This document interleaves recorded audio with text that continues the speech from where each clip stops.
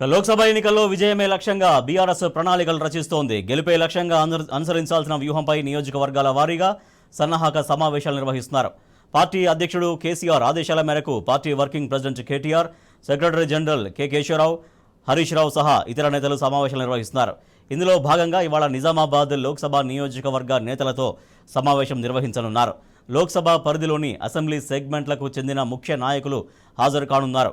రాబోయే లోక్సభ ఎన్నికలకు పార్టీ క్యాడర్ను సమాయత్తం చేసి వారి సలహాలు సూచనలు స్వీకరించడంపై సమావేశంలో చర్చించనున్నారు. పార్లమెంటు ఎన్నికల్లో అనుసరించాల్సిన వ్యూహం, గెలుపుపై పటిష్ట కార్యాచరణ రూపొందిస్తారు.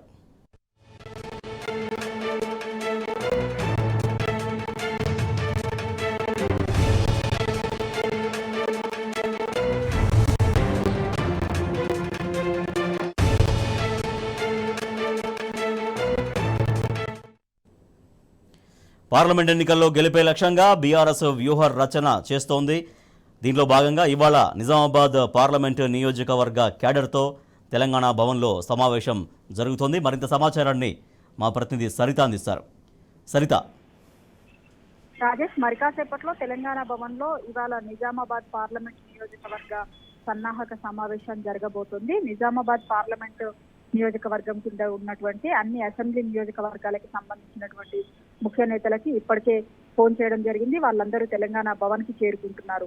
ఆయా అసెంబ్లీ నియోజకవర్గాలకి సంబంధించి ఒక్కో అసెంబ్లీ నియోజకవర్గానికి 70 మంది చొప్పున 7 అసెంబ్లీ నియోజకవర్గాలకి సంబంధించినటువంటి ముఖ్య నేతలను ఈ సమావేశానికి పిలవడం జరిగింది. ముఖ్యంగా ఈ సమావేశంలో మొన్న జరిగినటువంటి అసెంబ్లీ ఎన్నికలకు సంబంధించినటువంటి రిజల్ట్స్ పైన రివ్యూ చేస్తూనే పార్లమెంట్ ఎన్నికలకు ఏ విధంగా సిద్ధం కావాలి అనేటువంటి దానిపైన ఇందులో చర్చిస్తున్నారు. ముఖ్యంగా పార్టీకి సంబంధించినటువంటి ముఖ్య నేతలు క్యాడర్ కి చెప్పడం కాకుండా క్యాడర్ నుంచి ఇన్పుట్ ని ఎక్కువగా తీసుకోవడానికే ఈ సమావేశం కొనసాగుతుంది. గత కొన్ని రోజులుగా జరుగుతున్నటువంటి అనేక పార్లమెంటు సన్నాహక సమావేశాల్లో కూడా క్యాడర్ నుంచి తెలంగాణ భవన్ కి వచ్చినటువంటి ముఖ్య నేతలు ఎవరైతే ఉన్నారో వాళ్ళ దగ్గర నుంచి ఎందుకు మొన్న జరిగినటువంటి అసెంబ్లీ ఎన్నికల ఫలితాల్లో అట్లాంటి రిజల్ట్ చూడాల్సి వచ్చింది, ఆయా నియోజకవర్గాల్లో ఉన్నటువంటి పరిస్థితులు ఏంటి, ఇంత అభివృద్ధి సంక్షేమ కార్యక్రమాలు చేసినా కూడా కొన్ని చోట్ల అనుకున్నటువంటి రిజల్ట్ సాధించలేకపోయాము, కాబట్టి అక్కడ క్షేత్రస్థాయిలో ఉన్నటువంటి పరిస్థితులు ఏంటి, ఎందువలన ఇట్లాంటి కొన్ని చోట్ల స్వల్ప మెజారిటీతోనే ఓడిపోవాల్సి వచ్చింది అనేటువంటి దానిపైన కార్యకర్తల నుంచి సమాచారాన్ని సేకరిస్తున్నారు. కొంతమంది కార్యకర్తల నుంచి అయితే రిటర్న్ గా కూడా కొంతమంది రాసిచ్చేందుకు ఇంట్రెస్ట్ చూపుతున్నటువంటి కార్యకర్తల దగ్గర నుంచి రిటర్న్ గా వాళ్ళ పేరు, ఎక్కడి నుంచి వచ్చారు, ఏ నియోజకవర్గం సంబంధించి, వాళ్ళ ఫోన్ నెంబర్ తో సహా వాళ్ళు ఏం చెప్పాలనుకుంటున్నారు పార్టీ ముఖ్య నేతకి కావచ్చు, పార్టీలో ఉన్నటువంటి పార్టీ అధినేత కేసీఆర్ గారికి కావచ్చు, అదేవిధంగా పార్టీకి ఏం చెప్పాలనుకుంటున్నారు అనేటువంటి దాన్ని రిటర్న్ గా రాసివ్వాలి అని కూడా కొంతమందిని కోరడం జరుగుతుంది. కొంతమంది కార్యకర్తలు రిటర్న్ గా కూడా ఇస్తున్నారు గత కొన్ని రోజులుగా జరుగుతున్నటువంటి సన్నాహక సమావేశాల్లో.